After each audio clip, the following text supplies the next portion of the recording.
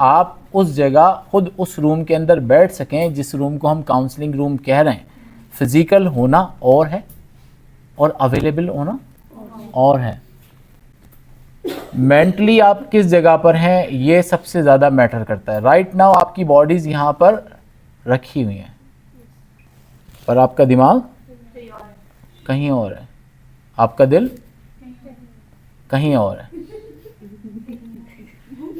ठीक है।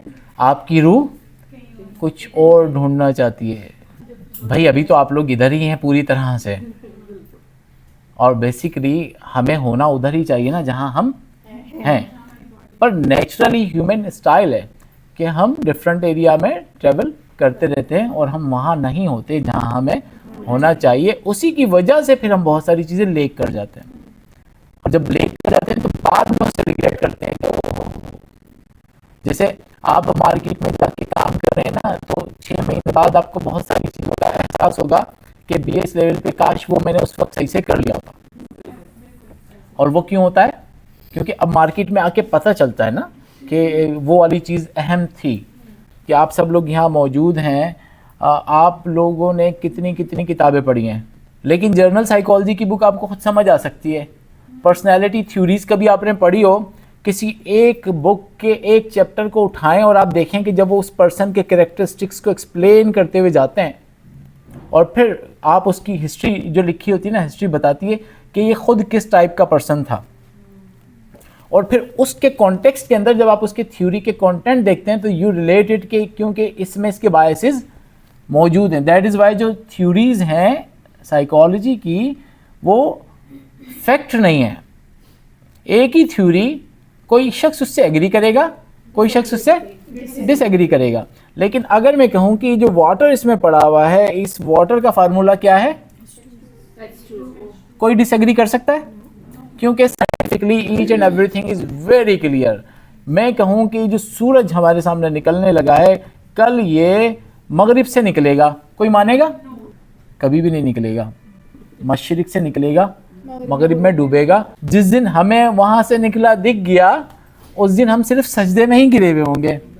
फिर हमें साइकोलॉजी, पैथोलॉजी, बुला बुला, माँ बाप, बहन भाई, बच्चे, दोस्त सब गायब हो जाएंगे। सिर्फ एक ही चीज़ होगी, क्या? कि मैं किसी तरह से जन्नत में पहुँच जाऊँ। वाहिद चॉइस है ये। जैसे डिज़ास्टर मूवीज़ होती है ना, तो उसमें सब भाग रहे होते हैं। भागने में टारगेट क्या होता है कि वो जो मुसीबत आई हुई है वो उससे बच जाए। तो सेम स्टोरी उस टाइम की, क्योंकि उस वक्त टोटल आपका सर्वाइवल किस बात पर है कि आप खुद को, अपने आप को बचा सकें, और अगर आपके पास चॉइस हो तो उसको भी जिसको आप बचाना चाहते हैं या जो अवेलेबल है रेंज के अंदर है।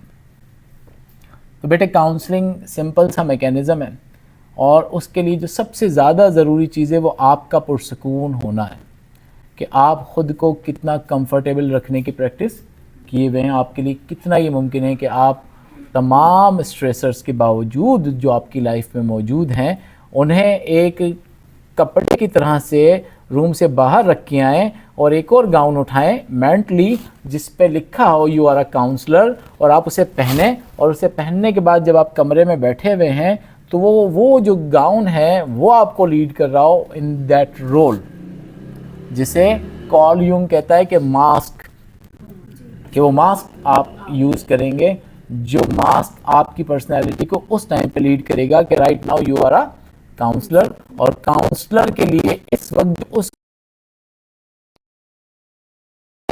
टोटल क्या मैटर करता है, जिस शख्स को इस वक्त देख रहा है, सुन रहा है, उसकी बात को ही तवज्जो देनी है। दैट्स इट, लेफ़्ट राइट और कुछ भी नहीं है। तो ये कुछ इसकी डेफिनेशन है सिंपली जो आप लोगों को आनी चाहिए। आनी चाहिए का मतलब रट्टा नहीं है, बट कॉन्सेप्चुअली आपको क्लैरिटी हो कि व्हाट इज़ काउंसलिंग, ताकि आप इसको करने के बाद जब आप ग्राउंड पे प्रैक्टिस करें तो तब आप वो प्रैक्टिस करें जो कि सही प्रैक्टिस है।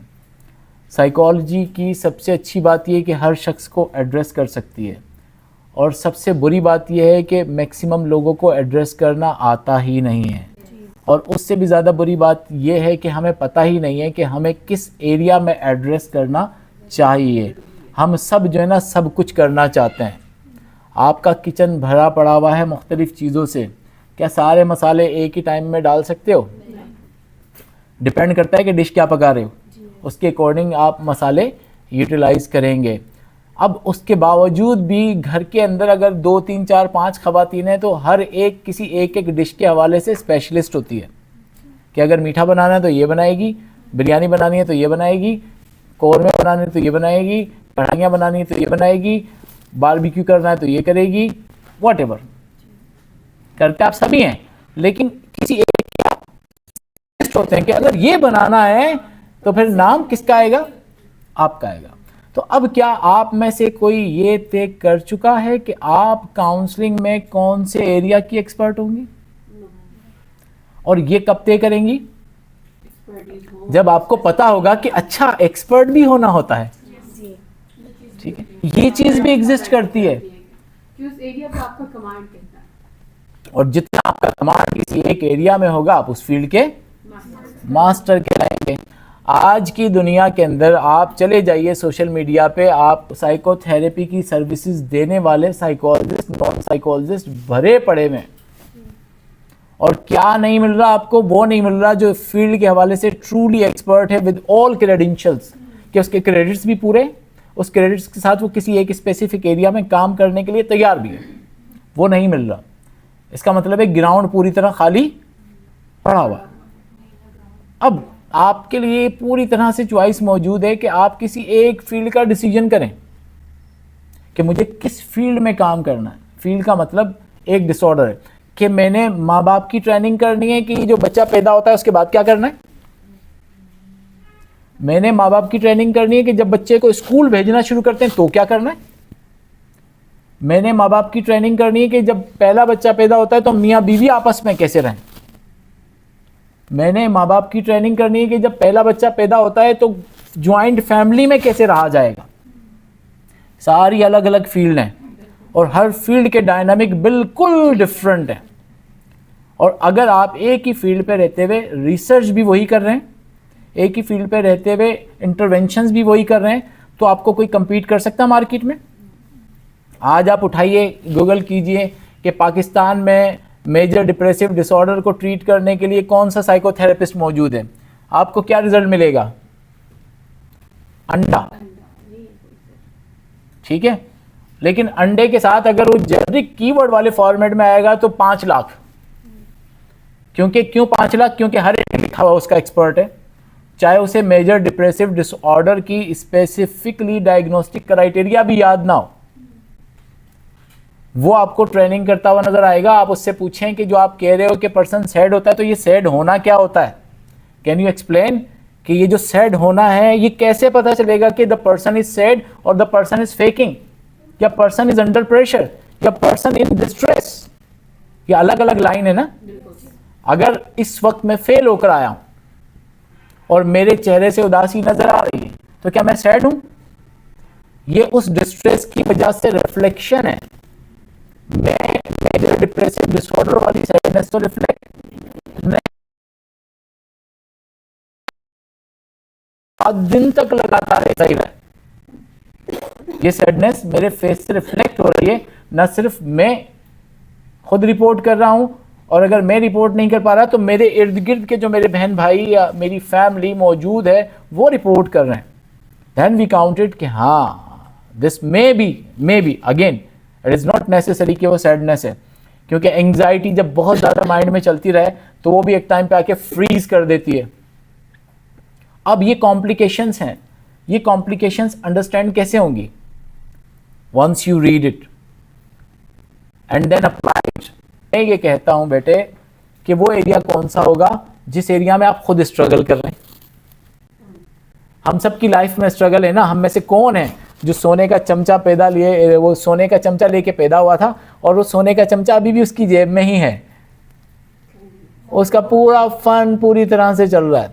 और मान लो कि वो सोने का लेकर पैदा हुआ था और सोने का चमचा उसकी जेब में ही है, तो उसके नतीजे में वो नार्सिसिज्म जो डेवलप किया हुआ है उसकी वजह से जो उसके रिलेशनशिप ही बिल्टअप नहीं हो पा रहे। तो it means you know the struggle. Silence पे कर दें सारे मोबाइल्स को। यू नो द स्ट्रगल, के स्ट्रगल क्या है, और then you find out solution. अब ऐसी चीज़ों को सॉल्व करने का सबसे बड़ा फ़ायदा क्या होता है? आपका अपना ट्रीटमेंट फ्री में हो जाता है। ये है। पर्सनैलिटी, आजकल आपकी बात काट लूं, डिप्रेशन अगर है भी तो ज़्यादातर वो लोग साइकेट्रिस्ट के पास जाते हैं फॉर मेडिकेशन। वो इस तरफ आते ही नहीं है कि भी उनकी कुछ हीलिंग हो, कुछ काउंसलिंग हो। वो सीधा उस मेडिसिन पे बस मेडिसिन, वो भी मेडिसिन देते हैं, डिप्रेशन लगा के मेडिसिन दे के सोने की, वो सो रहे थे और बस वो चीज़ होती है। आजकल इस तरफ कोई आता ही नहीं काउंसलिंग की तरफ या हमारी तरफ। वो कहते नहीं हमारी गोलियों से हम ठीक हो। आप कौन सा ब्रांड पहनती हैं? मैं ब्रांड नहीं करता। आप में से कोई किसी टेलर से कपड़े सिलवाती हो? वहाँ से किससे? मेरी कज़न है, उसी से क्यों सिलवाती हो? क्योंकि अच्छी सीती है, क्योंकि वो अच्छी सीती है। अब वो अच्छी सीती है कैसे मालूम है? एक्सपर्टीज है ना उसकी। एक्सपर्टीज़ है। अब उसकी एक्सपर्टीज़ से आप नया चैलेंज क्यों नहीं लेती हो कि पड़ोसी की है या कोई और है वो बताए तो आप उसके पास जाओ, क्यों नहीं जाती हो? क्योंकि चेंज इज़ डिफ़िकल्ट। पहली बात, आपका माइंड बना हुआ है कौन सी चीज़ पॉपुलर है? आपकी कज़न, वो बेस्ट है। तो सोसाइटी में क्या माइंड बना हुआ लोगों का? Psychiatrist is best. और साइकेट्रिस्ट आर प्रोफेशनल, वो डिग्री के साथ प्रॉपर डॉक्टर होते हैं। आपका क्लिनिकल साइकोलॉजिस्ट तो पता भी नहीं है कि वो सच में है भी कि नहीं है, वो वाकई मुर्गी का अंडा है कि कव्वे का अंडा है, यू डोंट नो ट्रूली, ठीक है। और इट इज़ नॉट हैपनिंग। मैं ऐसी प्रैक्टिसेस सुन रहा हूँ कि वो बैठ के कोने में खोले हुए हैं और ऑनलाइन सर्विसेज चल रही है। यहाँ पर एक से पैसे ले लिए, पैसे लेने के बाद उसका सेशन भी नहीं कर रहे हैं और पता नहीं क्या क्या हो रहा है। बेटे, थेरेपिस्ट हायर किए जाते हैं इस बेस के ऊपर कि उसकी शक्ल अच्छी है, इसलिए कि उसकी बेस के ऊपर मर्दों की ठरकी सोसाइटी जो है वो उससे बात करने के लिए पैसे देने को तैयार हो जाते हैं। क्या ये साइकोथेरेपी या काउंसलिंग है? Is that professional things? अब ये क्यों हो रहा है? और कोई लड़की इस काम के लिए कैसे राजी हो जाएगी कि किसी से सिर्फ बातें कर रही हो? ये इथिकल वैल्यूज कोई उसे बताएगा तो समझ आएगा ना कि ये नहीं करना होता। साइकोथेरेपी इज नॉट बातें, टॉक थेरेपी।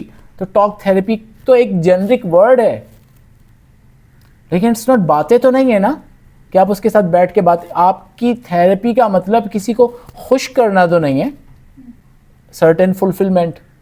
थेरेपी तो नहीं हुई, काउंसलिंग तो नहीं हुई। और क्यों नहीं हो रही? क्योंकि आपको पता ही नहीं है कि क्या ये जो वर्क हो रहा है ये वर्क थेराप्यूटिक है। जब आपको पता ही नहीं है, खुद कंफ्यूज है, तो खुद कंफ्यूजन में आप वो काम नहीं। लेकिन अगर जो मैं कह रहा हूं कि आप एक ही फील्ड के एक्सपर्ट हैं, लेट्स से कि आप एक्सपर्ट इसी बात में कि वो शख्स जो इसी बात में इंटरेस्ट लेता है कि किसी से बात करनी है तो सिर्फ ऐसी ही बातें करनी है कि वो खुश हो जाए, बट दिस इज प्रॉब्लम ना। हो सकता है वो शख्स दुनिया का कामयाब इंसान बन सकता हो। अब मैं किस तरह थेराप्यूटिकली उसको उस पॉइंट पर लेकर आऊं कि वो अपने इस मसले को भी थेरेपी में लेकर आ जाए, कि वो इस रियलाइजेशन को बिल्ड कर ले कि वट एवर ही और शी इज ट्राइंग वो एडाप्टिव नहीं है, वो उसकी फ्यूचर की लाइफ को डैमेज करेगा, वो उसके लिए बैलेंस लाइफ तो नहीं क्रिएट कर रहा। अगर आपको मालूम है तो आप उसे लाइन पर ला सकते हैं, और अगर आपको खुद ही नहीं मालूम है तो आप कॉम्प्रोमाइज़ किए होंगे। क्यों? क्योंकि आप जिसके पास काम कर रहे हैं उसने कहा भाई सेशन तो करना ही करना है, तनख्वाह चाहिए, आप कमा के दोगी तो आपको पैसे मिलेंगे।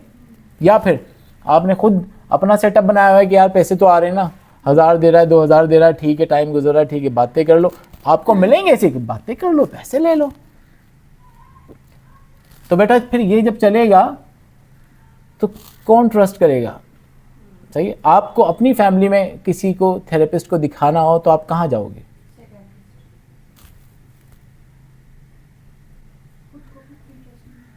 नहीं है ना, खुद पर तो हो नहीं सकता। हम अपनी फैमिली में तो खुद नहीं कर सकते ना। जैसे मैं अपने बहन भाइयों की, अपनी बीवी की, अपनी बेटी की थेरेपी करना चाहूँ तो मैं नहीं कर सकता ना, उनके साथ तो मैं थेरेपिस्ट के रोल में नहीं आ सकता। तो मुझे फिर कोई चाहिए जो उसके लिए वो काम कर सके, तो मैं किसके पास जाऊँगा? साइकेट्रिस्ट के पास, या जिस पे मेरा ट्रस्ट है कि दिस पर्सन इज देयर। अब मैं क्योंकि 25 साल से फील्ड में काम कर रहा हूं तो मेरे पास ट्रस्ट वाले लोग मौजूद हैं। आप तो अभी स्टार्ट किए हो ना, आपको तो मालूम ही नहीं है किसी भी चीज़ का, और किसी की मीठी मीठी बातों से इम्पैक्ट होना तो कोई बड़ी बात नहीं है। जैसे सोशल मीडिया पे आ जाते हैं कि वो बच्ची सुसाइड कर रही थी, उसका बाप उसके साथ जुल्म कर रहा था, उसकी माँ मेरे पास लेकर आई, वो सुसाइड से रुकती ही नहीं थी, हर रोज़ सुसाइड करती थी, और मैंने उसको कहा बेटी तो उसने कहा, क्या कहा आपने बेटी? मैंने ये वर्ड 25 साल से नहीं सुना, क्या मैं आपको पापा कह सकती हूँ? और ड्रामा, उस ड्रामा को देख के ना लोग इन्फ्लुएंस के, वाह this is the healing process, ये चल रहा है जी। तो उससे प्रोसेस में आके आप कहेंगे कि ये है सही थेरेपिस्ट, क्योंकि मेरी बहन को भी शायद पापा ने सही प्यार नहीं किया तो इसको पापा का प्यार मिल जाएगा तो ये ट्रीट हो जाएगी। दैट्स फेक आइडेंटिटी ना जो बिल्ट हो रही है, क्योंकि आप सही डायरेक्शन में सही काम नहीं कर रहे, तो सही डायरेक्शन में रॉन्ग पीपल रॉन्ग तरीके से राइट काम कर रहे हैं। वो है राइट उनके हिसाब से, they are not doing something कि वो रॉन्ग है। क्योंकि रॉन्ग आप ये मान लें कि जो मैं कर रहा हूँ रॉन्ग हूँ, तो फिर तो आप कर नहीं सकते उस बात को।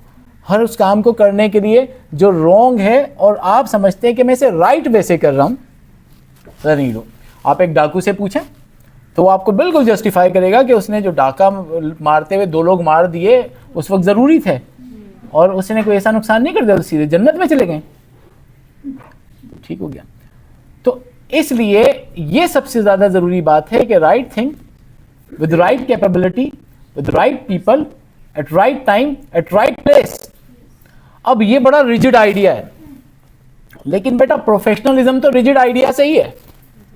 प्रोफेशनलिज्म पे अगर आप काम करेंगे तो वो रिजिड आइडिया पे ही आएगी, और कुछ भी उल्टा पुल्टा करना है तो उसके लिए किसी भी आइडिया की जरूरत नहीं है, फिर तो आप उठाएं और कुछ भी करें। आप किसी शॉप पे जा रहे हैं तो शॉप में जाके आप चीज़ें खरीदते भी हैं, साथ साथ एक आध चीज़ आप पॉकेट में भी तो डाल सकते हैं।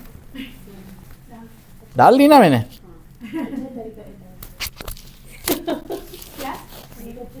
अब देखो, हो सकता है अगले हफ्ते ये यहाँ ना रहे, आज तो रहेगा, मैं तो नहीं लेकर जाऊंगा, बिकॉज शी लाइक अच्छा तरीका।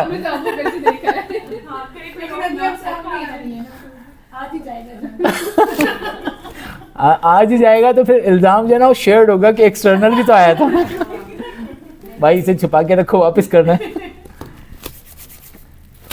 समझ आ गई बात? सही है। नाउ इसकी डेफिनेशन को पढ़ लेते हैं। Counselling is a process in which one person, कौन है वो one person? Counsellor, the professional counsellor, ठीक है। अच्छा, काउंसलर कोई भी हो सकता है। काउंसलर के लिए साइकोथेरेपी, वो साइकोलॉजी की डिग्री इज नॉट नेसेसरी, ये बात याद रखिएगा। पब्लिक हेल्थ वाला भी काउंसलर हो सकता है, एजुकेशन वाले भी काउंसलर हो सकते हैं, और भी अलाइड साइंसेस के जो सब्जेक्ट्स हैं हो सकते हैं। काउंसलर होना किसी के लिए भी पॉसिबल है, लेकिन वो उसमें सर्टिफाइड ट्रेनिंग लिया हुआ हो। वो भी नहीं है कि कोई भी उठे और फिर काउंसलिंग कर दे, वो वाला मैकेनिज़्म भी नहीं है, ठीक है।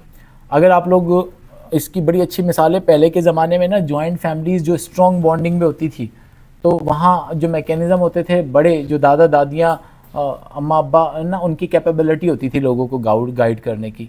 अगर आपने भी जमा तकसीम ड्रामा देखा हो किसी ने, तो जमा तकसीम ड्रामे को देखें तो उसमें उन्होंने बहुत खूबसूरती से पूरे फैमिली डायनामिक्स दिखाएं कि फैमिली किस तरह ब्रेक हो रही है और दोबारा से रीस्टोर हो रही है, ठीक है। रिजिडिटी, हर शख्स ने अपनी अपनी विड्रॉ करने की तरफ गया तो डायनामिक्स चेंज हो गए। फिर उसमें माँ के काउंसलर रोल दिखाए, दोनों कि एक माँ उस वक्त गाइड करने के बजाय कहती है कि बेटा समझाऊंगी तो बात समझ नहीं आएगी, आप अपनी सास से बात करो, वो जैसे समझाएगी बात पूरी तरह समझ आएगी। और उनकी सारी की सारी कम्युनिकेशन को, डायलॉग्स को आप एनालाइज करें तो सारे इमोशन बेस्ड नहीं है, इंफॉर्मेशन बेस्ड है। बिल्कुल प्योर काउंसलिंग के पर्सपेक्टिव में जैसे काउंसलर काम करता है कि वो पूरा एक्सपीरियंस को आइडेंटिफाई करवा के कनेक्ट करवा रहे हैं, और दैट इज़ वंडरफुल वे समझाने का किसी भी चीज़ को, जो इंडिकेट करता है कि पहले के ज़माने में प्रॉब्लम इतने ज़्यादा इसलिए नहीं थे कि पहले लोग एक दूसरे की बात को सुनते समझते थे। अब मशीनों ने हमें तबाह कर दिया, क्योंकि now we are connected with the mobiles, और मोबाइल्स में हम लगे हुए हैं, और लगे हुए हैं तो इन्फॉर्मेशन है, और इन्फॉर्मेशन का मतलब है कि नो इन्फॉर्मेशन रिटेन करने की कैपेसिटी हमारी सबकी तबाह बर्बाद हो रही है। तो काउंसलर का रोल वन पर्सन जो करेगा क्या, दूसरे शख्स को हेल्प करेगा किस चीज़ में, कि वो उसके पर्सनल जो इश्यूज़ हैं, और जो चाहे सोशल इश्यूज़ हैं या चाहे साइकोलॉजिकल डिफ़िकल्टीज़ हैं, उनको सॉल्व कर पाए। सॉल्यूशन पर्सन ने खुद ही करना है, हम सॉल्यूशन नहीं हैं।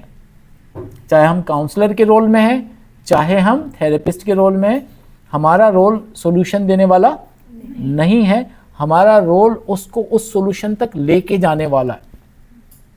हमारे क्वेश्चंस और हमारी पैराफ्रेजिंग्स यानी हमारी जो कम्युनिकेशन है वो पूरी थेराप्यूटिक है, उसमें हम उसे उस डायरेक्शन तक लेके जाते हैं जिसमें वो ये समझ पाए कि जो वो कह रहा है क्या वो वाकई सही ऐसा ही फील कर रहा है। बात हम कहते हैं कुछ है लेकिन हमारे अंदर होता कुछ और है। जैसे अभी आप कोई काम नहीं कर रहे तो मैं आपको डांट के बोलूँ कि जाओ बेटा आप यहाँ से क्लास से चली जाओ, तो क्या वाकई मैं ये चाहता हूँ कि आप क्लास से चली जाओ? मैं क्या चाहता हूँ कि आप अपने काम पे अटेंशन पे कर लें, लेकिन मेरे वर्ड क्या करें कि जाओ बेटा क्लास से चले जाओ। ठीक हो गया? नजर क्या आ रहा है कि आई एम एंग्री, लेकिन क्या मैं वाकई एंग्री हूं? वरना इस बात की क्या जरूरत पड़ी है किसी को कि वो किसी दूसरे को बीच में इंटरवीन करे और कहे कि क्यों कर रहे हो और क्यों नहीं कर रहे हो। This is a way of reflecting love. जब आपका टीचर, जब आपका कोई बड़ा आपको इस तरह की कमांड देता है तो उसका अंदाज है टू एक्सप्रेस द कंसर्न। वो गलत है, मैं ये नहीं कह रहा कि अंदाज ठीक है, लेकिन वो रीइंफोर्स भी तो किसी बात पर हो रहा है ना। अगर आप वहां इस बात को अंडरस्टैंड कर लें, जो काउंसलिंग में हमने रीड वही करना है कि इस मैसेज के पीछे मैसेज क्या है। लेकिन हम क्या रीड करते हैं? इतने लोगों में मेरी बेइज्जती करा दी। वी रीड दिस ना, हम ये नहीं रीड करते कि इस वक्त होना ये चाहिए कि मेरे इस बिहेवियर के नतीजे में ये किया जाए। हम ये रीड करते हैं कि इतने लोगों में मेरी बेइज्जती करा दी। अब अगर आप एग्रेसिव टाइप के मर्दमार किस्म के पर्सन हो तो आप कहेंगे कि क्या मतलब है, ठीक है, आप मेरी ऐसे ऐसे सबके सामने मुझे ऐसे कैसे कह सकते हैं। और अगर आप सोशली एंशियस हो तो अंदर ही अंदर डूबे रह जाओगे कि बस मेरी तो जिंदगी तबाह बर्बाद हो गई। अंदर ही अंदर आपके थॉट्स नेगेटिविटी रिफ्लेक्ट कर आप यहां से उठ नहीं पाओगे। और अगर मैंने एक और वर्ड कहा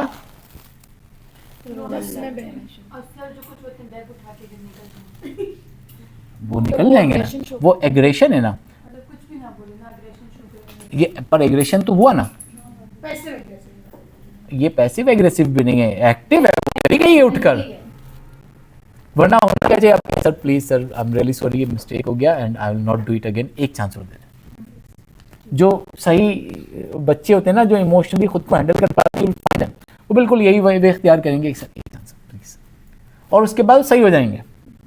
ऐसा नहीं है कि एक चांस के बाद दोबारा फिर लगे हुए, क्योंकि दोबारा लगे हुए तो अगली बार और मजीद खराबी की बात है कि फिर एक और दे दें, तो it will not work. Work क्या करता है कि जो आपने अंडरस्टैंडिंग, अब ये नॉर्मल मैकेनिज्म है हर कम्युनिकेशन में, वन वे और अदर वे ऐसा ही हो रहा है कहीं ना कहीं, ठीक है। तो काउंसलिंग में आपने उसके पर्सनल इश्यूज़ हैं, सोशल इश्यूज़ हैं, साइकोलॉजिकल डिफ़िकल्टीज़ हैं, उस पर हेल्प करनी होती है। डिसऑर्डर नहीं, याद रखिएगा, साइकोलॉजिकल डिफ़िकल्टीज़ का मतलब, अब मैं बार बार नाम तो ले रहा हूँ डिप्रेशन का इसलिए कि बिकॉज आप क्लिनिकल साइकोलॉजिस्ट इंशाल्लाह ताला अभी नहीं तो आज, नहीं तो कल, आज नहीं तो कल, परसों तरसों, साल बाद 2 साल बाद बनोगे, इफ़ यू वांट टू बनोगे, ठीक है। वरना वो भी है, वक्त ने दुल्हन बना दिया वाला भी ऑप्शन आएगा। दोनों भी तो बन सकते हैं। तो दोनों तो बनना ही है, दोनों तो बनना ही है, बनना ही चाहिए। लड़कियां जो ना या तो बनाती ही नहीं है या बर्बाद कर देती हैं, दोनों ही तबाही की बातें। बनाओ भी, संवारो भी, संभालो भी, अपने आप को भी, घर को भी, और उस प्रोफेशन की कैपेसिटी में आगे भी काम करो।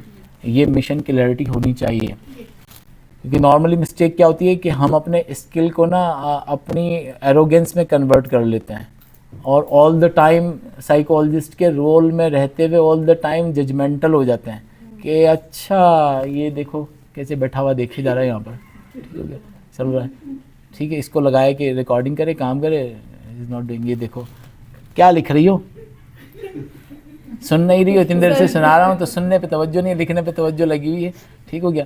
वो देखो एक दफ़ा भी पेन नहीं उठाया उसने इतनी देर से, ये सवाल पे सवाल की जा रही हैं, क्या मसला है बीबी आपका, सवाल पे सवाल की जा रही। अभी दिस इज़ एरोगेंस ना, कि मैं अपने आप को ज़्यादा बड़ा दिखाने की कोशिश कर रहा हूँ। और नॉर्मली जब ये होगा तो रिलेशनशिप बिल्ट होंगे। अगर ये वे इख्तियार करके रखूँ तो ब्रेक के बाद कितने लोग वापस आएंगे? कोई भी नहीं। मोस्ट लाइकली किसी की अम्मी की कॉल आ गई होगी, किसी के खुद चक्कर आने शुरू हो गए होंगे, किसी को कुछ हो गया होगा, और वो जो एक दो बेचारे कुछ नहीं बोल सकते होंगे वो आएंगे अंदर ही अंदर कोसते हुए कि बस फंस गए कहीं पर, आगे कब ख़त्म हो, ठीक है। और उनकी सबसे खुशी की स्लाइड होगी वो जिस पे थैंक यू लिखा हुआ है।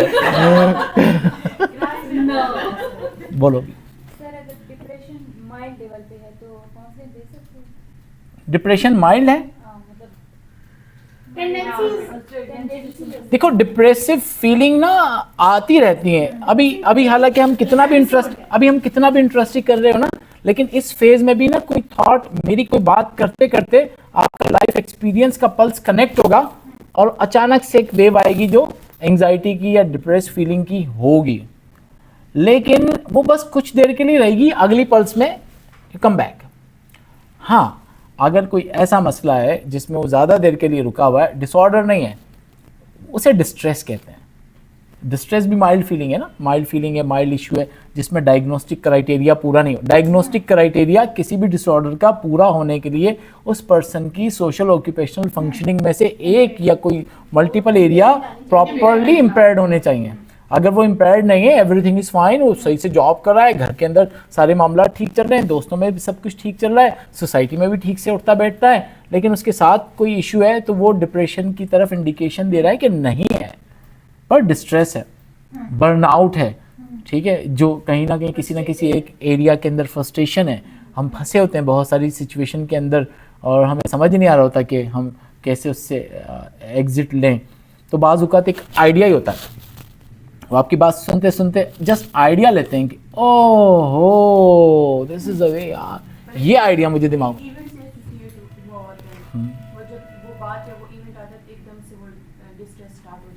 बिल्कुल, और उसके बाद उसका सोल्यूशन भी समझ आ जाता है। कभी कभार हमारे दिमाग के अंदर नहीं आ रहा होता, और बात करने से बात, इसीलिए कहते हैं सोशल सपोर्ट क्या है। सोशल सपोर्ट वो एरिया है ना जहाँ आप खुद को रिफ्लेक्ट कर सकते हैं, और रिफ्लेक्ट ना भी करें तो वो दोस्त आ जाता, आप बहुत उदास थे और दोस्त आया पकड़ के आपको झंझोड़ दिया कि क्या हो रहा है। लड़कों में तो पकड़ के ले जाते हैं, वो उठा के जो ना टांगे पकड़ के भी चारों तरफ हिलाना शुरू कर देते हैं। सारे इन्वायरमेंट जब लगे ना कोई आउट हुआ है सारे सिनेरियो से, तो जो क्लोज सर्किल उसे पूरी तरह झंझोड़ देता है, जिससे उसके जो थॉट पैटर्न में फंसा उससे एग्जिट हो जाती है। ठीक है, सिमिलरली लड़कियों के अंदर भी डेफिनेटली, क्योंकि मैं लड़की नहीं हूँ तो मुझे पता नहीं है कि लड़कियाँ किस तरह मजाक करती हैं आपस में प्राइवेट एरिया के अंदर, तो इसलिए उनका भी कोई ना कोई तरीका ऐसा होता ही होगा एग्जैक्टली ना कि और उससे आप आउट हो जाते हैं। लेकिन आजकल के दौर में जो सबसे बड़ी प्रॉब्लम है ना, हम चाहे लड़की हों चाहे लड़के हों, साथ तो हम बैठे हुए पर हमारे साथ कोई और भी है, और वो कौन है?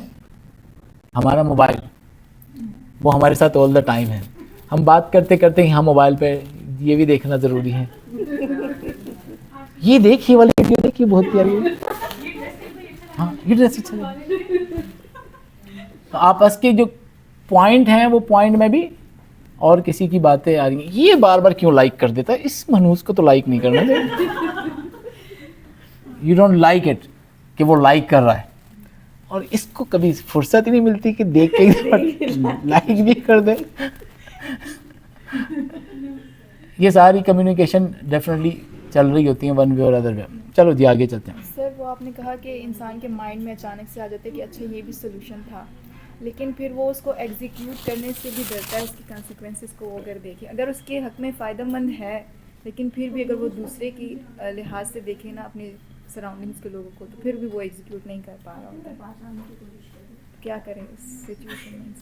अगर वो एग्जीक्यूट नहीं कर पा रहा, देखो यहाँ सबसे बड़ी प्रॉब्लम ये है कि कन्फ्यूजन विल रिमेन ऑलवेज। ये नहीं हो सकता कि आप बिल्कुल कन्फ्यूजन फ्री होके काम करें। यहाँ आपका डिसीजन बेस्ड करता है परसेंट कौन इस एक्शन से आपको क्या बेनिफिट मिलने लगे और आपको क्या नुकसान मिलने लगे। अच्छा, जिन लोगों की आप केयर कर रहे हैं ना, वो भी आप ही हो, क्योंकि मेरे लिए मैं अहम हूँ, लेकिन मेरा इन्वायरमेंट नहीं है तो मैं कहाँ हूँ। इट्स ऑल अबाउट इन्वायरमेंट ना, कि मेरा इन्वायरमेंट भी तो मैं ही हूँ, वरना नार्सिसिस्टिक पर्सनैलिटी को डिस्ट्रेस किस बात का? उसका तो डिस्ट्रेस इसी बात के ऊपर है कि वो है और वो ही है, उसका इन्वायरमेंट उसके लिए बहुत लो है, और जब वो बहुत लो है तो उसके साथ वो एडजस्ट ही नहीं कर पाता। उसे लगता है कि वो जहाँ खड़ा हुआ है, यार इन लोगों के साथ मैं कैसे एडजस्ट करूं। लेकिन अगर नार्सिसिस्टिक इस बात पर हो कि आई एम द बेस्ट, और ये जो मेरे इन्वायरमेंट में ईच एंड एवरीथिंग जो है ये भी बेस्ट है, तो ये कंपैशनेट रिस्पॉन्स कहलाता है। अब नार्सिसिज्म खत्म हो गया, because I am loving my self and everything existing in my environment. जो भी मेरे इर्द गिर्द चीज़ें मौजूद हैं, न सिर्फ मैं खुद को मोहब्बत करता हूँ, मैं उनसे भी उतनी ही मोहब्बत करता हूँ। और उतना ही उनके लिए कंसर्न्ड हूँ, उतना ही उस चीज़ के डिस्टर्ब होने से मुझ पे इम्पैक्ट आता है। तो दैट मीन्स कि अब मैं कंपैशनेट किस्म का रिस्पॉन्स कर रहा हूँ और मैं वहाँ सोल्यूशन भी फिर निकाल सकता हूँ। जबकि मैं नार्सिसिस्टिक हूँ तो नार्सिसिस्ट के अंदर सोल्यूशन एक ही है कि अपने रास्ते पर जाओ, गो टू। तो जब भी आपने डिसीजन मेकिंग का कोई टाइम है ना, तो एनालिसिस करें कि अगर ये डिसीजन मैंने किया तो इसको करने के फ़ायदे क्या हैं, नुकसान क्या हैं, और उसके बाद देखें कि लिस्ट में कौन सी चीज़ ज़्यादा ग्रेडिंग पर आ रही है। जो आपको लगे कि फ़ायदे आपके लिए ज़्यादा आ रहे हैं, गो विद दैट डायरेक्शन। आपको लगे कि नहीं इसके कॉन्सिक्वेंसेस ज़्यादा हो रहे हैं, अब कॉन्सिक्वेंसेस में भी इस बात की सिग्निफिकेंस क्या है कि जिस कॉन्सिक्वेंस को आप काउंट कर रहे हैं क्या वो वाकई सिग्निफिकेंट नुकसान है या वो बस आपको ऐसे ही फील हो रहा है। अगर वो सिग्निफिकेंट नुकसान है तो आपको समझना चाहिए कि वो आप पे ज़्यादा इम्पैक्ट डाल देगा। बाज़ औक़ात हम जल्दी में कोई डिसीजन करते हैं और डिसीजन करने के बाद देन वी रियलाइज़ कि ये जो डिसीजन मैंने किया ये डिसीजन सही नहीं था। उस वक्त मैंने असेस ही नहीं किया कि इस सब को करने के नतीजे में मुझे क्या नुकसानात हो गए, और वो फिर सारी ज़िंदगी के लिए रिग्रेट भी रह जाते हैं। दैट इज़ वाई असेस करना होता है। And then once you take decision, अब उसके कॉन्सिक्वेंसेस ख़राब भी होते हैं। अगर आपने कोई डिसीजन किया तो देन यू बेशक नहीं है दूसरे के सामने वो इम्पोर्टेंट है, तो फिर हम इसको भी देखते हैं ना। प्रेफरेंस इसी बात पर है ना कि आपने ऑन करना है आप कि बस अब जो हो गया सो हो गया। जैसे बहुत सारे लोग बाहर जाने का ख्वाब देखते हैं कि किसी तरह मुल्क से बाहर चला जाऊँ, बाहर चले जाते हैं।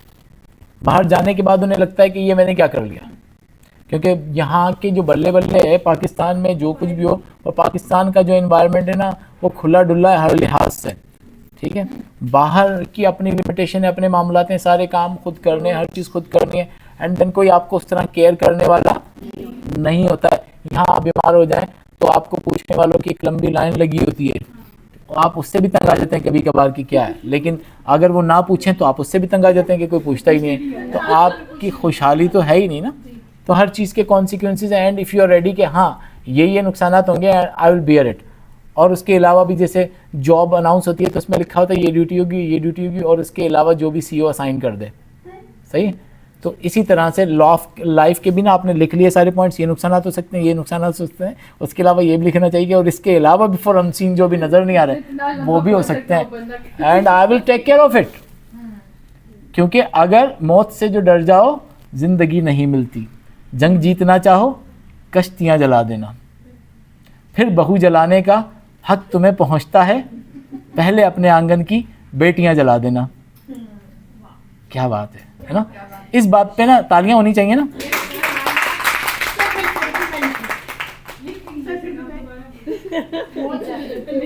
मुझे तो नेचुरली